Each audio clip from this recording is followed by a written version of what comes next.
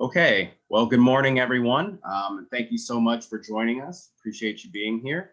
My name is Tim Johnson, and I am a policy advocate with the Ohio Poverty Law Center, and I am also a member of the Ohio Lead-Free Kids Coalition leadership team. I am thrilled today to be joined by my colleague, Fred Strahorn, who's the executive director of the Ohio Healthy Homes Network and also a member of our leadership team. I'm thrilled to be joined by Gabriella Celeste, who's the policy director for the Schubert Center, another member of the leadership team. We also have several distinguished guests that I'm very excited for all of you to meet in just a few short minutes. Before we begin, I want to remind everybody that the attendees should be muted. If you're not muted, please go ahead and mute yourself. We do have a question and answer portion to this virtual town hall, and we ask that you use the chat functions to share any questions that you may have. Before we begin, I want to give a bit of background about who we are. The Ohio Lead-Free Kids Coalition was started back in 2018. We are a group of advocates over 50 strong, organizations that are committed to ending childhood lead poisoning. We believe that all children have a right to grow up free from lead hazards and that children and their family deserve lead-safe housing. A little over a year ago, we released, sorry about that. We released our Ohio Action Plan for Lead-Free Children. It is a 9-point plan that really outlines what Ohio and the state needs to do to make sure that everybody is able to grow up lead-free. The link to this will be in the chat box, but this is just an overview of some of the 9 points within that plan. Also earlier this year, we released our budget overview. And there's going to be a link going out to that in the chat as well. But I want to go over just very briefly the top sort of 3 most important things that are in our budget asks. And if you would like to look at the rest of our budget asks, the link should be going out in the chat. The first is to preserve the lead abatement fund. There was a large investment from the governor's office of $7.15 million in each fiscal year, specifically to advance primary prevention. As well as funds to go to a grant project, a state and local partnership in which the state will make grants available for local communities to really use and target in their own specific ways. We're very excited about this. This is something that the Ohio Lead-Free Kids Coalition has been advocating for since before even I joined, all the way back in the very beginning of 2018. We're very happy to see this come into fruition. There was also provisions within that lead abatement fund to allow for lead safe work practices by giving Ohio control of the renovation, repair, and painting program, something we're very excited to see, working with Ohio businesses and contractors to make sure that they're doing renovation, repair, and painting work in a safe manner. We're also asking for the preservation of the Lead Safe Home Fund. That's a fund that's $1 million in each fiscal year, started in the last biennium. The city of Cleveland has managed to take a $2 million investment from the state and turn it into over $36 million in investment through public-private partnerships. So they've done a lot of great work up there, and we're hoping we can see that continue. And the last thing Ohio Lead-Free Kids is looking at in its budget ask that we'll go over right now is to double the amount of SCHIP funding from $10 million over the biennium to $20 million. And SCHIP is a program that allows for kids under the age of 6 or households with pregnant women to have lead abatement work be performed. This is very important to us because it's a very primary prevention based work method.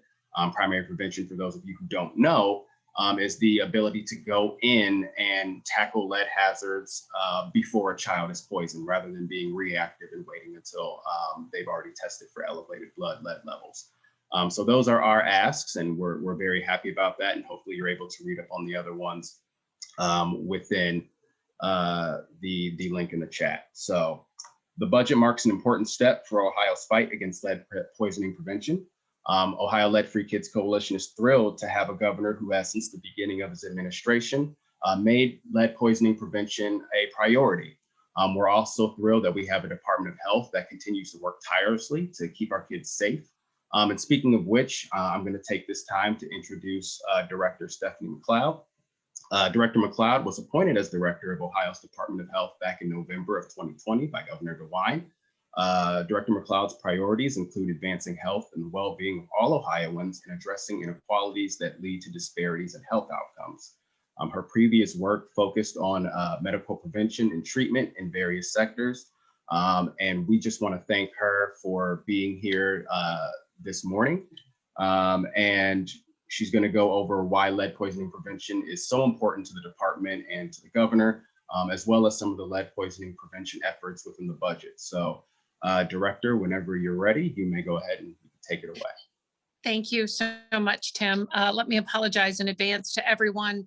Some folks on the call know that through some issues that arose, I'm here having my son get his first dose of Pfizer. And because he's a minor, I'm here with him. So let me take 2 seconds to give the PSA about the vaccine.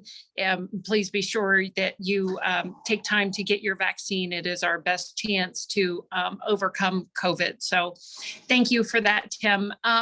You know, the lead safety and lead poisoning, it shows no early signs, and it makes detection and treatment very difficult. And this is certainly a very important reason why this is a priority for the Ohio Department of Health. There is no safe amount of lead in the body.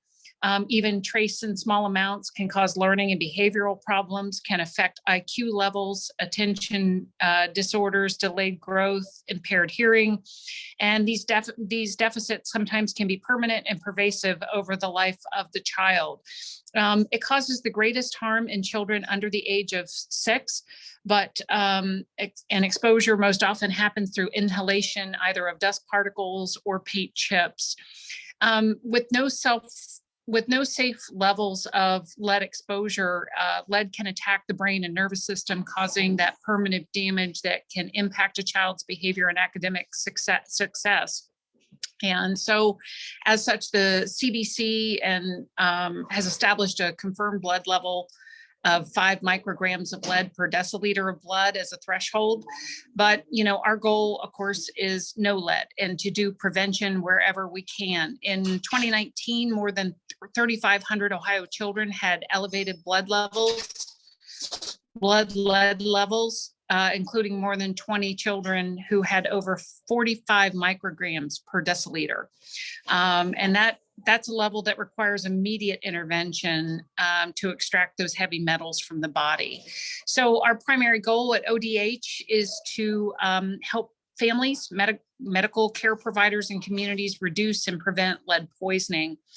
In this budget, we're requesting GRF in the amount of $7.15 million per year to continue and advance the lead hazard control program. And we intend to implement certain recommendations of the Governor's Lead Advisory Committee. These items will be included in the review of our current lead-related budget items, and we're very excited to bring these forward. Gene Phillips is the Chief of the Bureau of Environmental Health and Radiation Protection at the Ohio Department of Health, and he's going to go into more depth about the budget request and the recent program successes.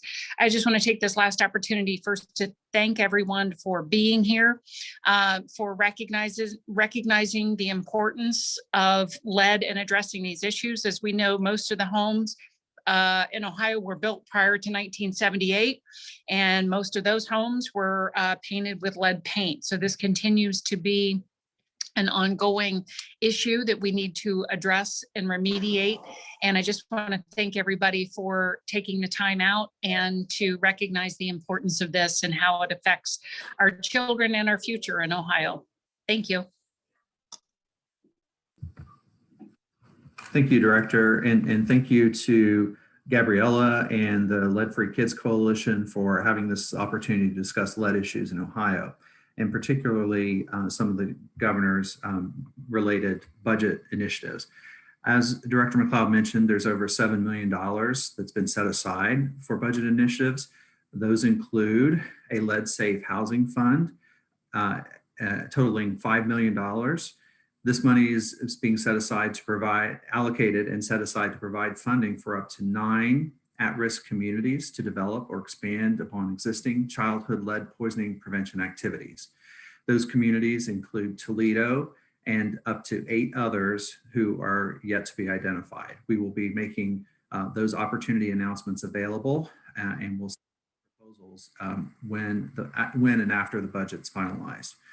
Separately, there is, we wanted to mention, there's $1 million allocated to the Cleveland Lead Safe Home Fund again, and that's per year. These allocations are per year of the biennium. So $5 million for the Lead Safe Housing Fund, and separately $1 million for the Cleveland Lead Safe Home Fund.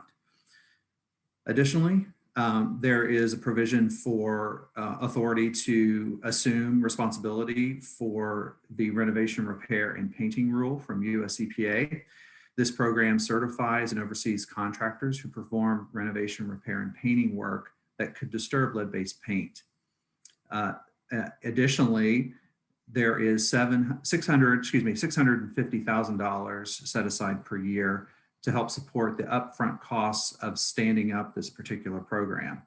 So the monies are available for us to begin to hire the needed staff, set up the IT infrastructure that would be needed to support the program, and any various marketing requirements and costs that might be related.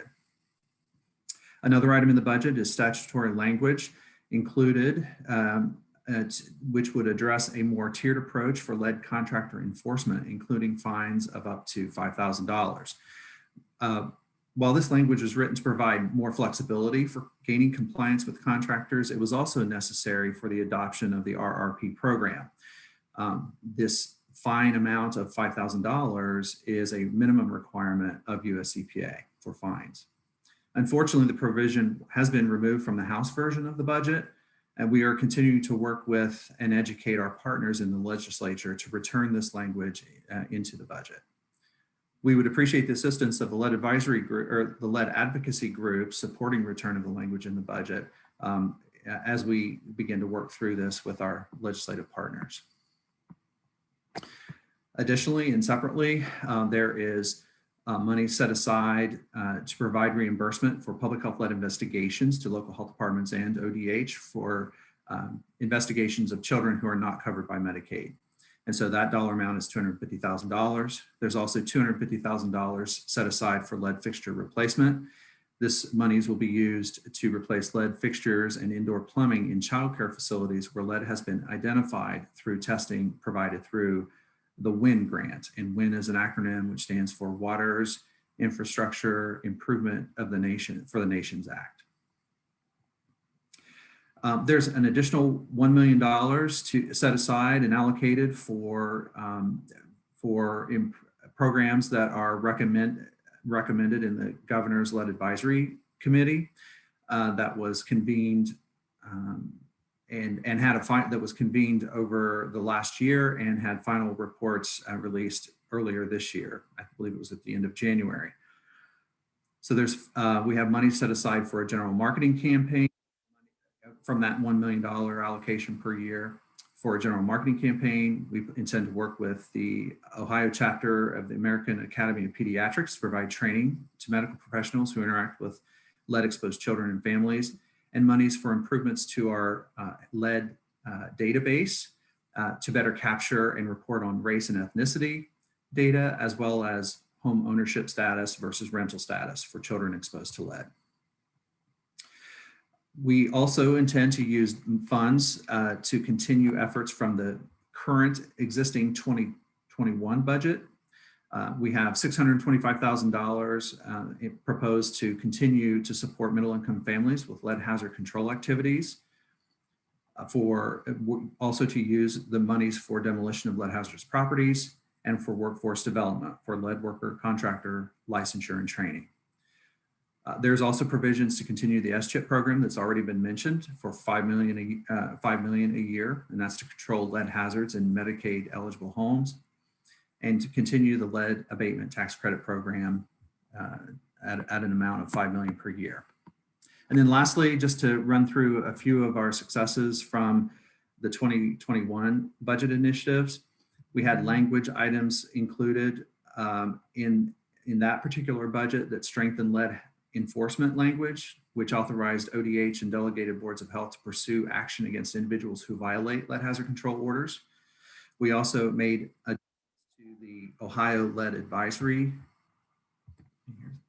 Council to include additional members. And those members were a representative from the Realtors Association, a representative from the Ohio Housing Finance Agency, a physician familiar with lead exposed children, and a member from the public.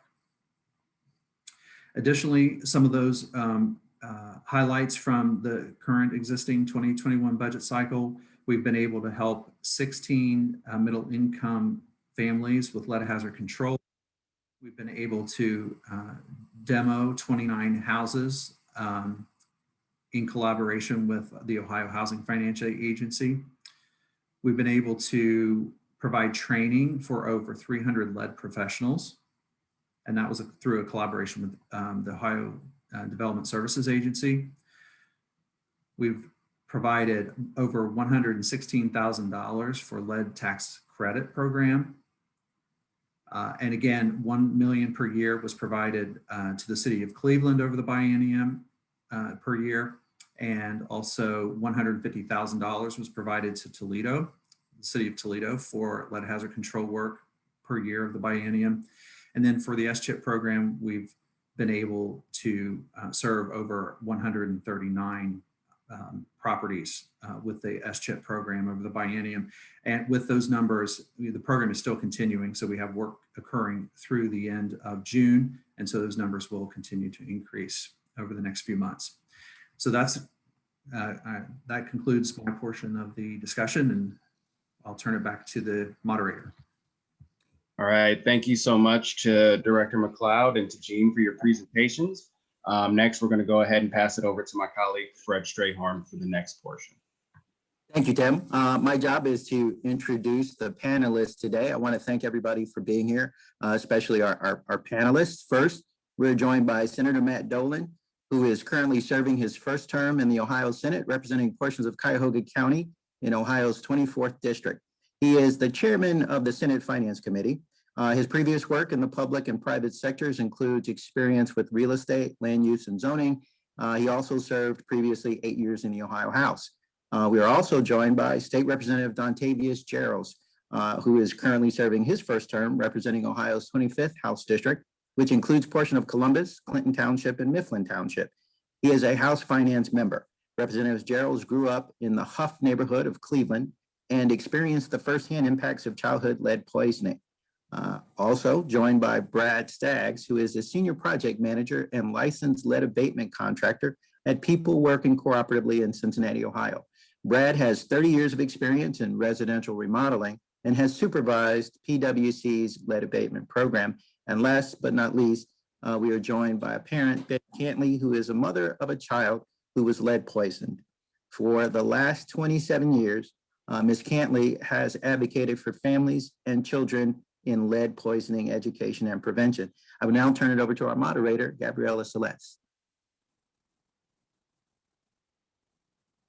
Actually, I think we're going to move right into our first speaker. Thanks so much, Fred. And that will be Senator Dolan. So if we could turn it over to Senator Dolan.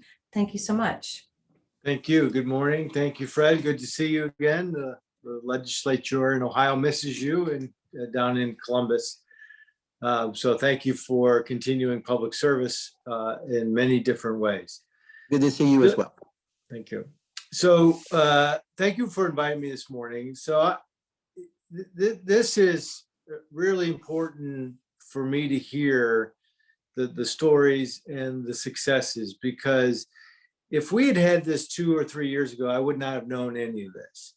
And I approached the lead issue as something that we used to deal with, not really understanding and recognizing, quite frankly, and maybe embarrassingly, because of where I grew up and where I live, relatively new homes, didn't realize that Ohio was still dealing with it, that we got rid of lead paint. So I thought that was in the past. And as you get in the legislature and you begin to understand the issues, what you find out is, with no fault of their own, families and children get exposed to lead. And we don't address that issue, but we are very quick to pass judgment later on the consequences of being exposed to lead paint. So if you want to be very clinical about our approach and how we can solve this problem in Ohio, is recognize that lead paint exists in homes because when they were painted, when they were built, it was legal. We got rid of that, but unfortunately, there are pockets of our society that still have a home stock with lead paint. The result of that is we have challenges in our education system. We have challenges in our health system. We have challenges in our penal system. And we as government officials, we as society, all pay for those consequences, whether it is in direct taxpayer money, whether it is in the loss of a loved one, whether it's somebody who's now finds themselves in the penal system or just can't master education, so has no prospects for a good life.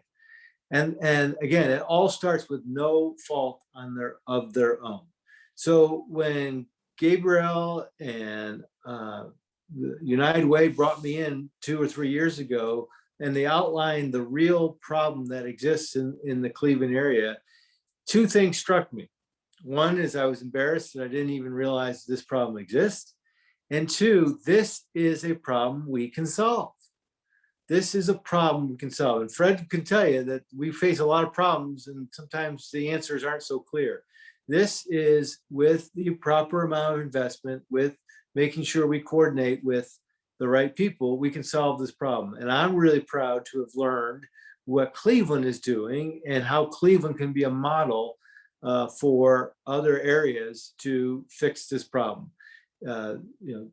Director McCloud and Gene Phillips just went through what we're trying to accomplish in the budget, but what Cleveland has accomplished is something that's near and dear to my heart, and I know would be near and dear to a lot of other legislators, is using taxpayer dollars to leverage private sector investment to get experts to solve the problem.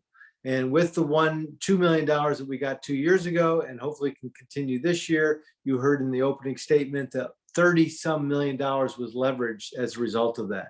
As a result of those dollars, we are now going into homes. We are raising the homes that can't be fixed. We are making it lead safe so that children can grow up in a home and not face the non-fault challenges that they will have in the future, and all the downstream consequences of that will no longer exist. So as you approach us down in the legislature over the next few months, the budget is now coming to the Senate. There are emotional stories. Tell them. There are practical results of those stories. Tell them. But remind all of us, this is a problem we can fix. There is just, if we have the right amount of funds, the right amount of experts dealing with it, and the right amount of commitment to see it through, we don't have to deal with lead poisoning in Ohio anymore. And we don't have our director of health say that there were 3,500 children with traces of lead in their bloodstream in Ohio. So I'm happy to be part of this. I'm happy to have learned, and will continue to advocate on behalf of the Cleveland partnership in particular, but we'll look to support the governor's budget as we see it through the Senate. So I look forward to your questions. And again, thank you for having me this morning. Thank you so much, Senator, and thank you for your support at the last couple of years. And we know you appreciate the seriousness of this. We'd like to turn over to Representative Dontavious Jarrells. Representative? Hi, everybody. Hopefully you can see me and hear me. My name is Dontavious Jarrells, representative for the 25th House District. I'm originally from Cleveland, and I say that with pride and with admiration in light of the amazing work that is happening in this state related to lead prevention and making sure that families are connected. You know, I also come with a story. When I was 5, my mom noticed that I had a fever for a couple of days. And what happened was, and my mom worked 2 to 3 jobs. And so in light of that, she took off work. She wanted to like figure out what was going on. Aspirin wasn't working, what have you. And so she took me to the doctor, and the doctor ran a couple of tests, and they said, "Well, come back. We'll figure out what's going on, and we'll give you the results." So about 2 days later, what happened was, my mom got a call, and this is kind of her words telling me the story, and they were profusely telling her to bring me back to the hospital and to intensive care. It was because of that, because when I got there, my mom was told that I had lead poisoning, and not just any type of lead poisoning. I had severe lead poisoning, to the point where had I waited, or had my mom waited a couple more days, I may not even be here.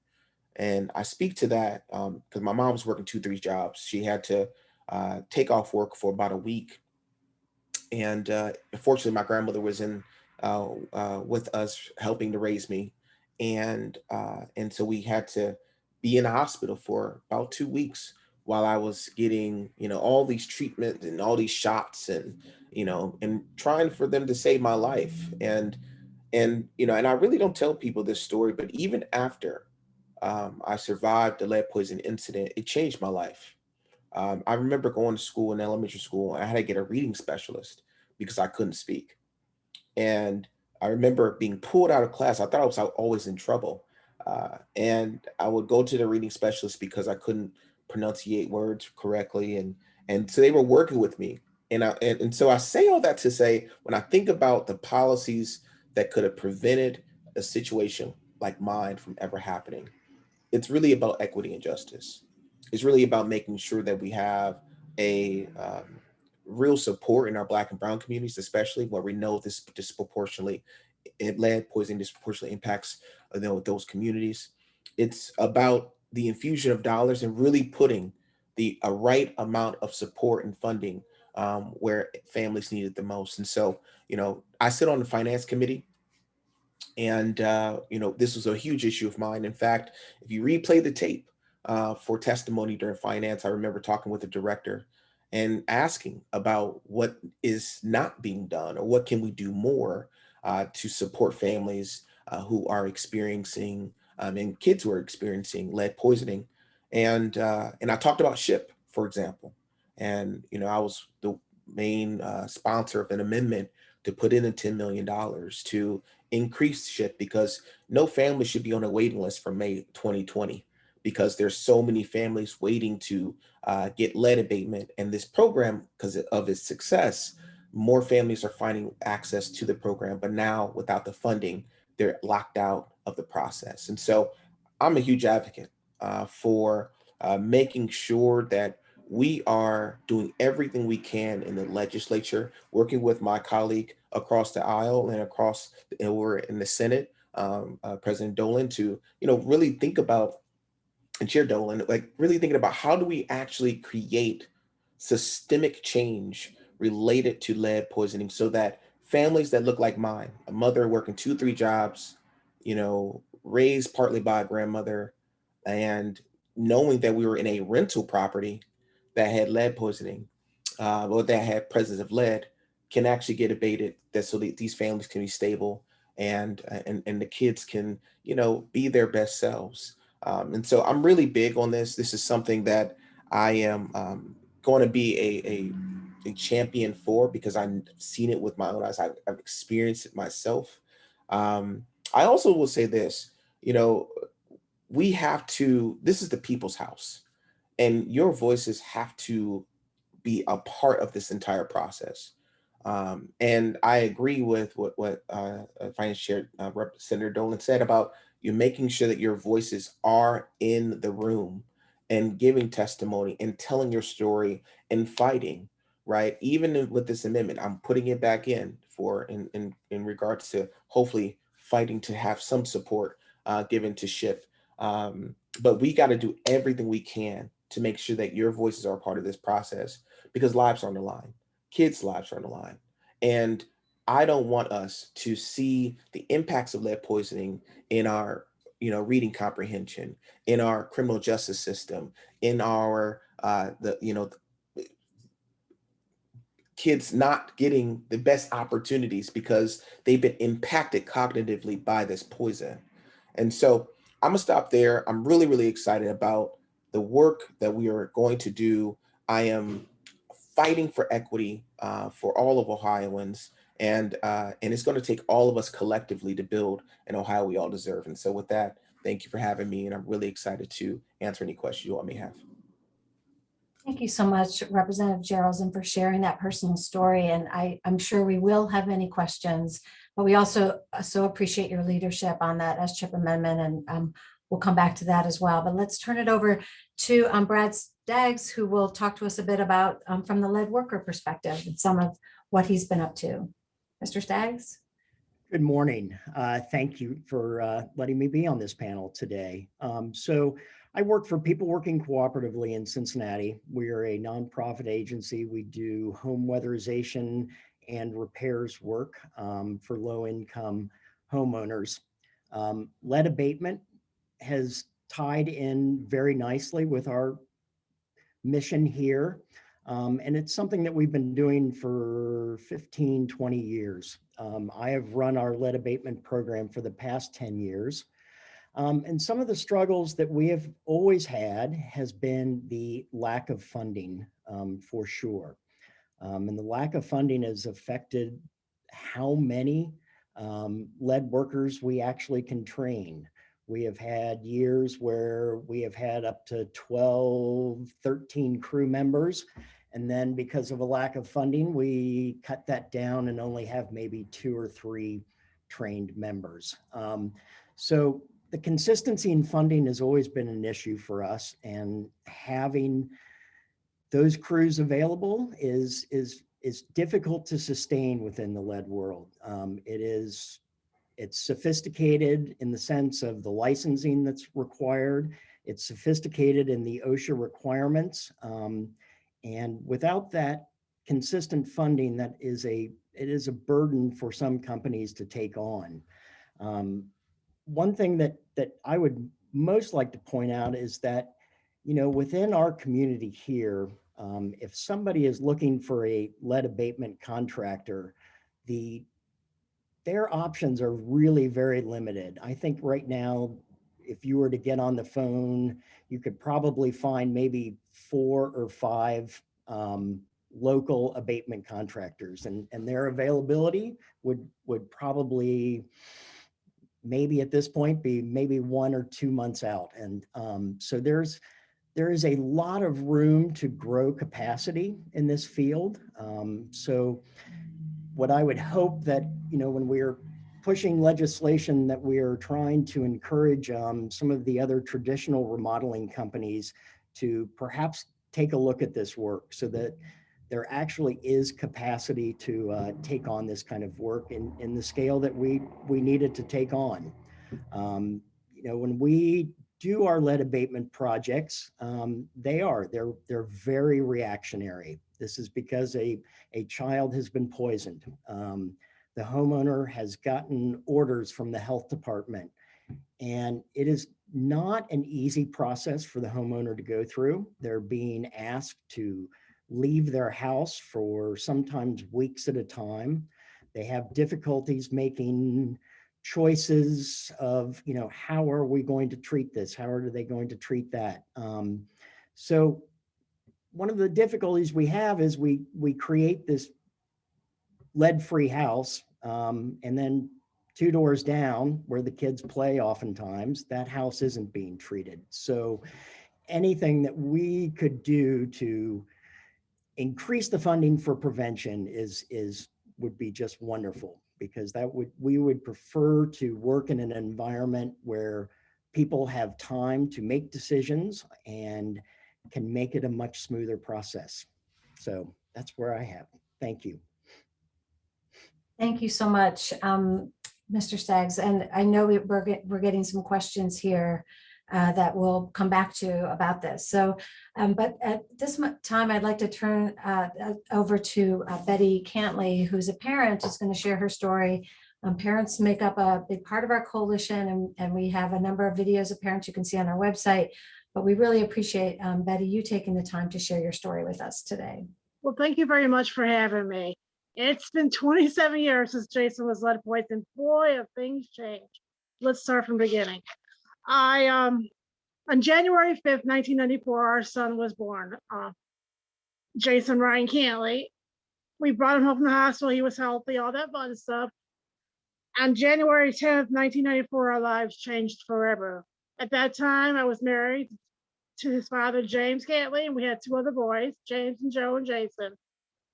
And we had a fire in the house. The oldest was at school. The middle one was with me waiting to go to school because he was in preschool at start. And Jason was sleeping. I didn't know there was a fire in the house in the 2nd level at all.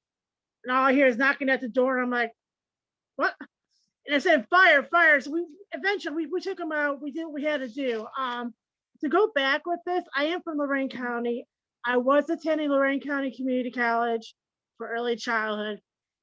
And when I was pregnant with Jason, the subject of lead poisoning just came up. So I did research on it, okay? At that time it was different, but I knew something. So we had the fire, we dislocated, we were renting, we dislocated we lived with my family and we lived with his family. Well, when the renovators came out, we talked to the renovators, and I had mentioned, what about the lead? It's an old home. Yeah, I know, we have 2 children under 6. He said, don't worry about it, it's safe. So I believe him. At that time, things were different. So we believed him. We were able to move back in. As long as we stayed out of the area, which is the 2nd level, the 2nd level of the house. We stayed at that level. We weren't allowed up in that level, so let's go to the bathroom. And we kept the boys downstairs at that time. Well, we kept getting dust and dust and dust and dust, and Jason was not eating, not growing. And I was questioning. I called the doctor. He's like, "Oh, don't worry about it. He'll be okay." I said, "What about lead?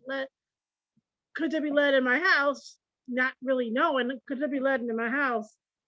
And he said, I would like to have, at 6 months, I wanted this boy tested for lead poisoning.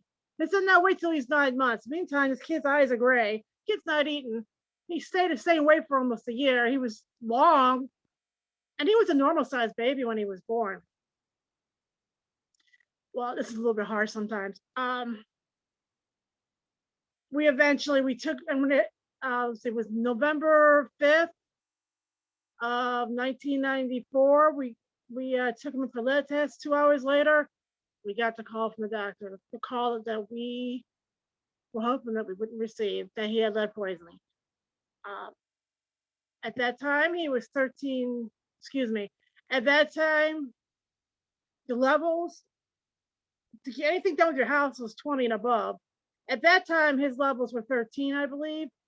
But you can remember he was an infant, and the synapses were just gathering together and forming. I had noticed we did what we had to do. I did the research on my own. I figured out how we need to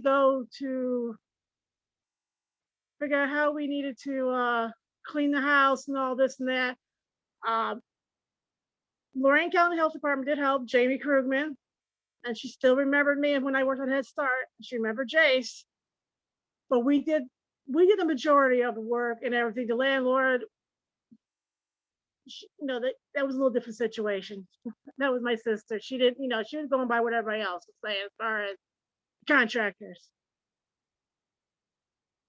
Okay, so start off, he was on an IFSP to begin with, 0 to 3, individual family sufficiency plan, where they come in the house and work with him. I knew he wasn't developing like the others, not to compare, but when you have 2 older ones, I know they're all different, but he really wasn't developing. He wasn't talking.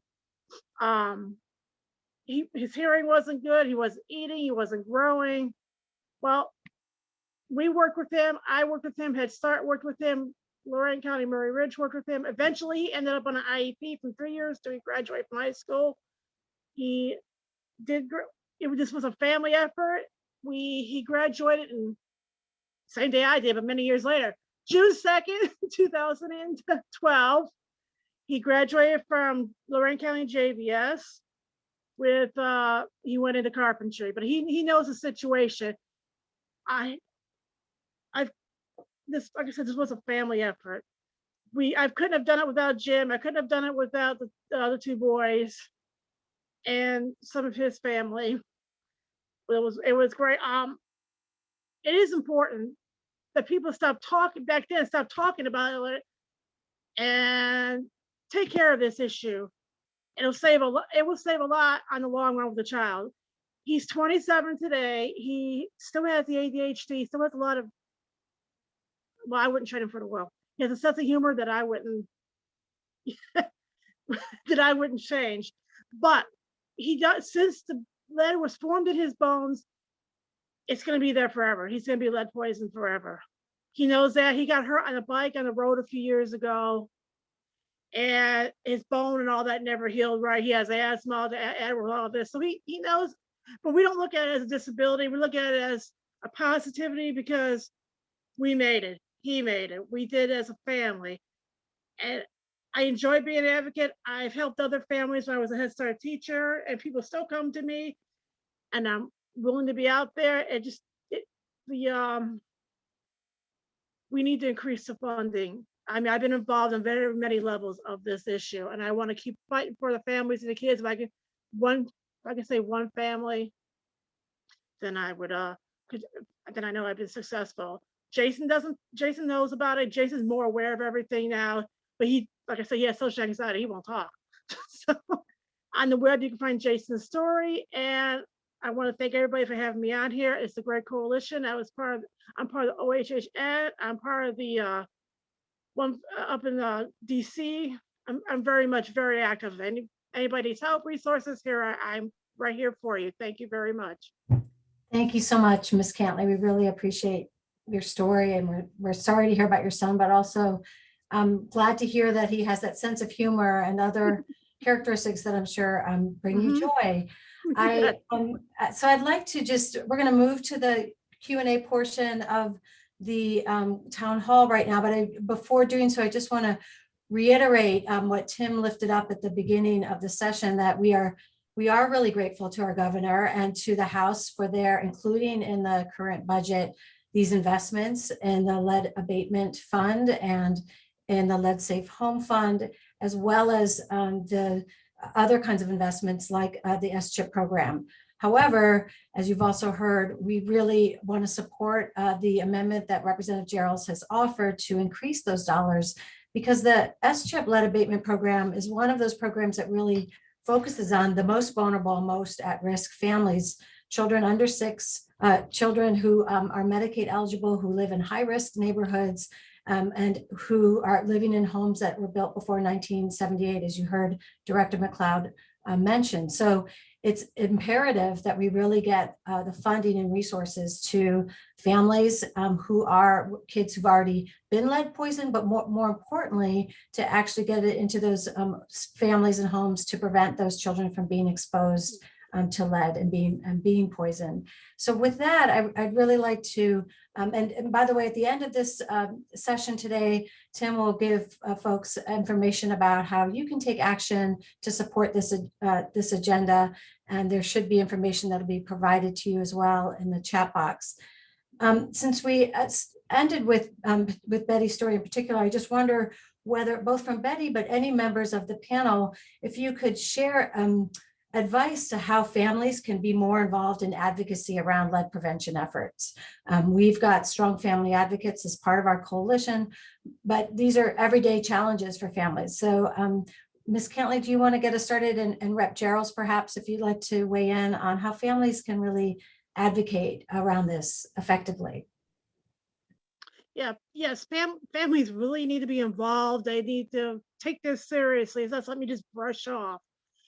Parents, there's different resources out there that can help. The health department, Head Start, the Cleveland Health Department, the health department.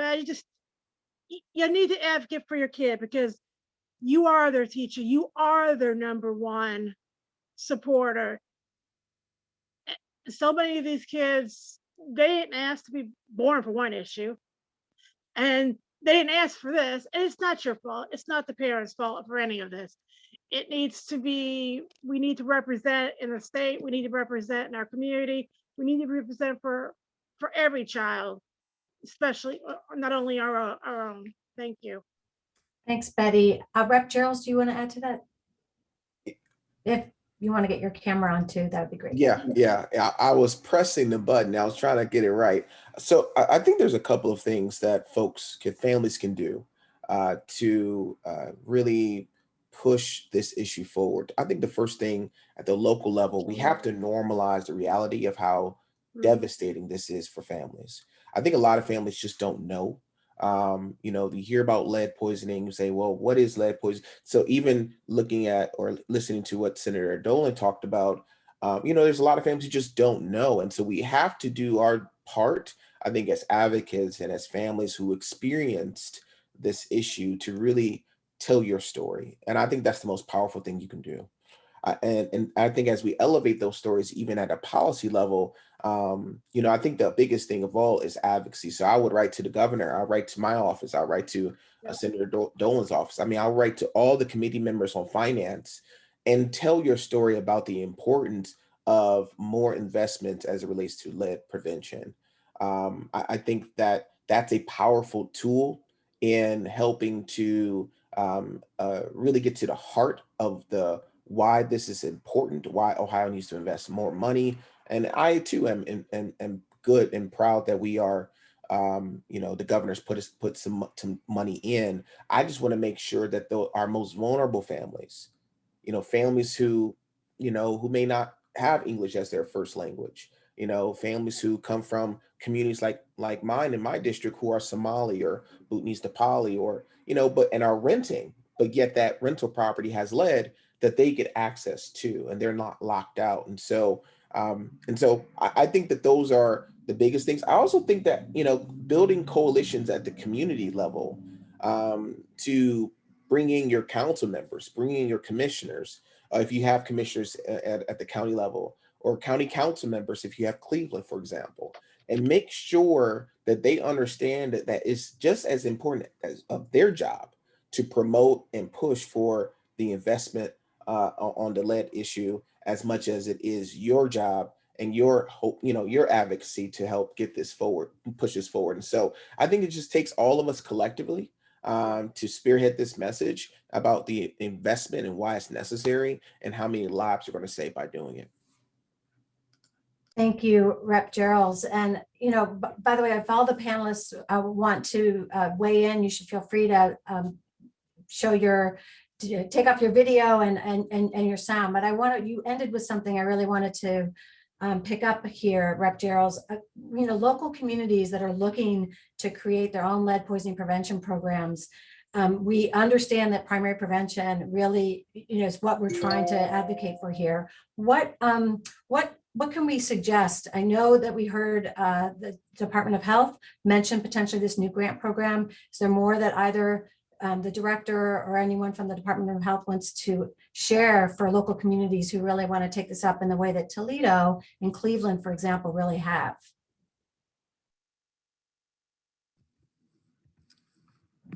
So thank you, Gabriella. This is Gene.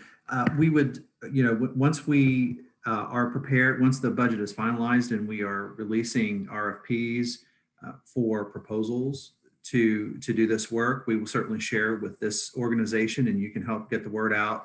We will also do our best to share that through local health departments and make the local communities aware. We are looking for as many proposals as we can. This funding is to support either existing collaborative groups and efforts, or to develop and build new in areas where it's needed but may not be currently existing. So as these organizations, these grassroots organizations form, this would be an opportunity to help support them moving forward. And they're, depending on their capabilities, the funding amounts range, excuse me, anywhere from roughly $150,000 up to above $500,000. So we're taking, all proposals when the time is right, and we'll review them. And we'll be putting out some recommendations about the types of things that are eligible for them to choose. It'd be sort of like a menu of options that they could do that to help them form what their programs might look like. Perfect. Thank you so much, Jean. I want to move to this. A couple questions have come up around kind of capacity and, you know, what is the capacity for lead abatement work in other parts of the state? And so before I pose that question, though, I do want to share a comment from one of our attendees, David Miner, who says, I'm happy to be a lead risk assessor and a lead abatement contractor inspector working for the city of Akron. And I take time to educate and advocate homeowners when I meet them at their house. Their family, he says, is our future. So what is the capacity around the state and what more could we be doing really to help support work in this area? Do you want to get us started with that, Mr. Staggs?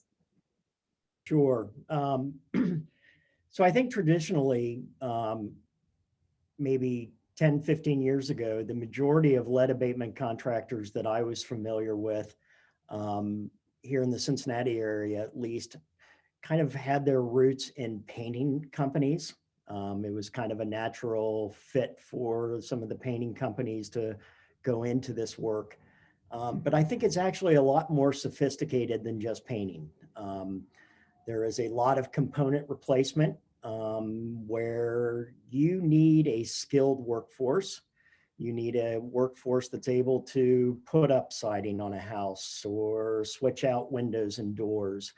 And I think that is, as far as capacity goes, that's one of the biggest hurdles is bringing in that skilled workforce right now. You know, from when we're out, our lead crews right now, we have plenty of opportunities for entry-level employees that do not have a lot of skill. And it's a good environment for training people as well, because these are closely supervised jobs. There's not any time that they're not supervised. But that next level of bringing in those skilled groups is really something that we need to focus on.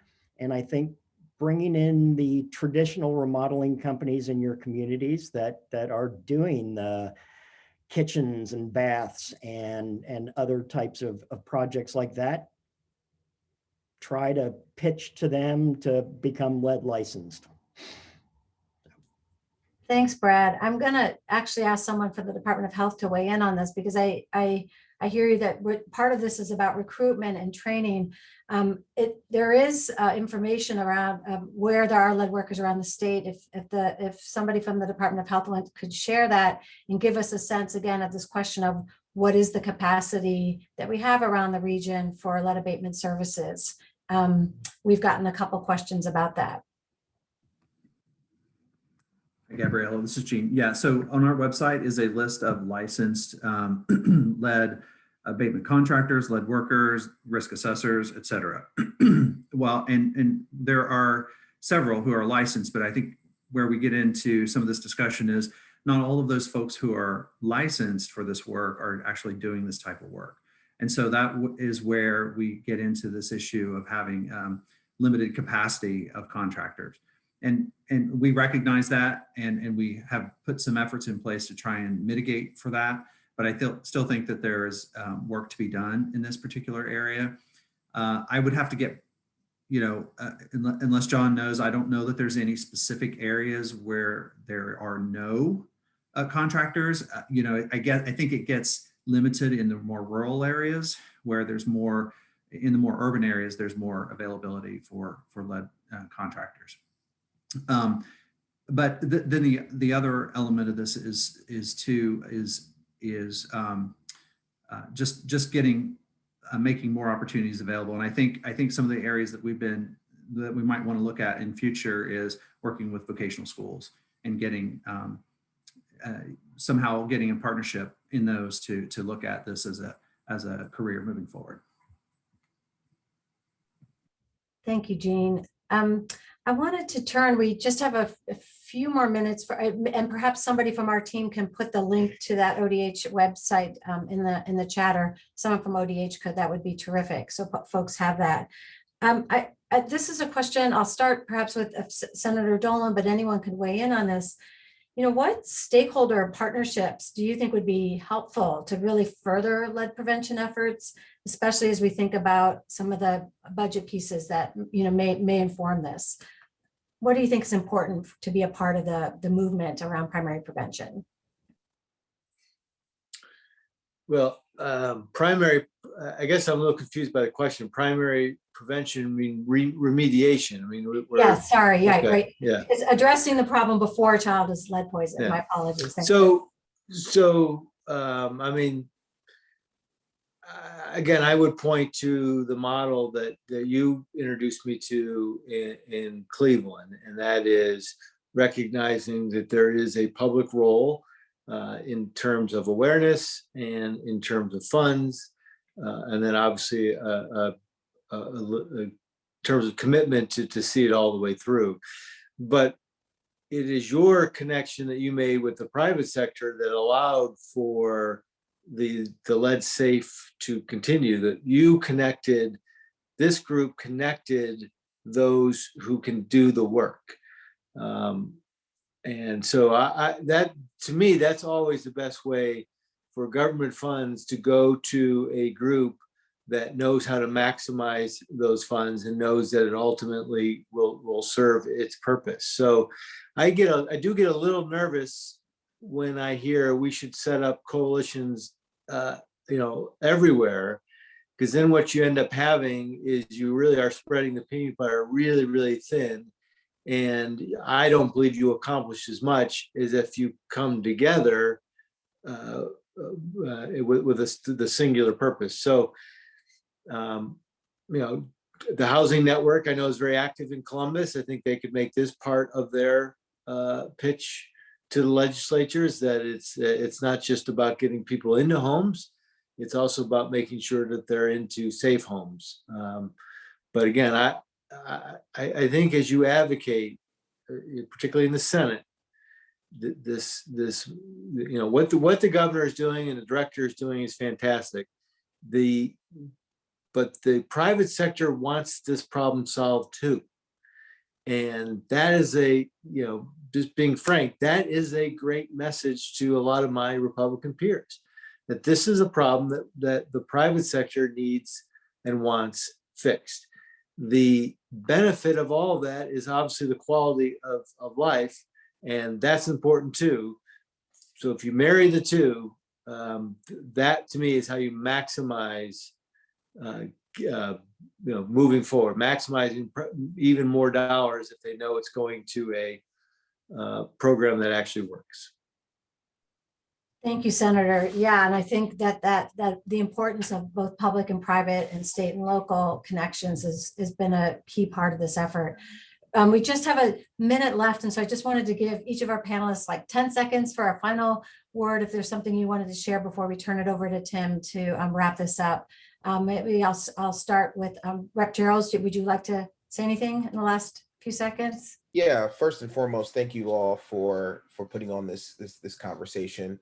I'm happy to join my colleague, Senator Dolan, on making sure that we're doing everything we can to support kids, both support families, and make sure that we have the economies where our young people can be the driving force of Ohio's future. And I think that his last point about bringing in the conversation about private businesses want to see this happen, want to see young adults without having to deal with the impact of lead in their system is something that I think it is a message to get behind. I will also say this too, and just kind of go back to your last question, I'll end with this. Well, two things. One, I am a kid who had lead poisoning and I'm an elected official. That means that any kid who has lead poisoning or even kids who are growing up in households that are on this call, they can be elected officials too. That's the first thing I'll say. The second thing I'll say is when it comes to prevention, the biggest thing that I want to see change is that kids should not be the first indicator that there's lead poisoning in our communities. We should be looking at advancing data and really beginning to use data to notify our communities in a way that hopefully begins to say, hey, even with a child in a home, because there's a house that was 2 doors down that likely had lead, my house likely has lead too. So let's start there. and really begin to create a space where we're educating our communities about the prevalence, so that prevention, from a prevention perspective, we're not seeing kids be the first indicator, and we can actually use data to save kids' lives before they ever come in contact with this issue. And so with that, thank you all for having me. Really, really excited about the work that lies ahead. Thank you so much, Representative. I'm sorry we have run out of time, but I know folks will make themselves available if need be post this event. I want to turn it over to Tim and thank everyone again for being a part of this today. Yeah, and thank you once again to all of our guests, Director McCloud, Jean, Senator Dolan, Rep. Jarrells, Betty, Brad. Thank you so much for being here. Thank you to all of our attendees for coming this morning and posing such thoughtful questions. Before you go, I'm just going to throw out a few quick action steps and get you on your way. You've heard it multiple times here and it bears repeating. Please contact your legislators, urge them to make lead poisoning prevention a priority in their budget. If you don't know who your state legislator is, you can find that information on ohiohouse.gov and ohiosenate.gov. Please follow us, the Ohio Lead-Free Kids Coalition, on all of our social media platforms. We're the Ohio Lead-Free Kids Coalition on Facebook. Our Twitter handle is @OHLeadFreeKids.